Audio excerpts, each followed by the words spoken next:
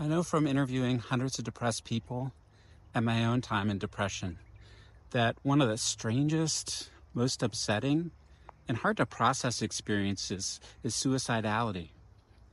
It can take a person to a lot of dark places.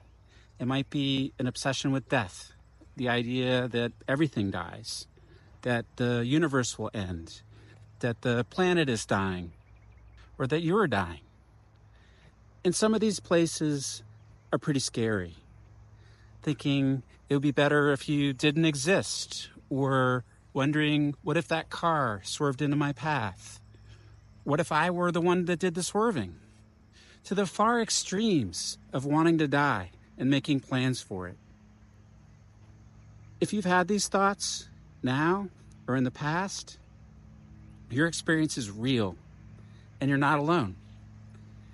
And while I feel good saying that, I had a lot of hesitation making this video because there's enormous barriers still to open dialogue about these thoughts. Barriers within us and barriers between us and other people. It's daunting. How can you even talk about an experience that cuts you off from the rest of society? 12 million Americans contemplated suicide last year. For them, they had thoughts that literally don't compute. Why? Because evolution hardwired you with a strong instinct for survival. That's what got you to this point. And because you have so much to live for. It might be a spouse. It might be a pet. It might be a child. It might be a plant. It might be anything. So you have these terribly confusing thoughts, and you can't say them out loud. To say them out loud is to break a taboo. When it comes to death, most people prefer to stay in denial. If you have suicidal thoughts, most people don't want to hear what's on your mind. You probably don't want to hear what's on your mind. It's isolating. Need I even mention most world religions consider suicide a kind of sin.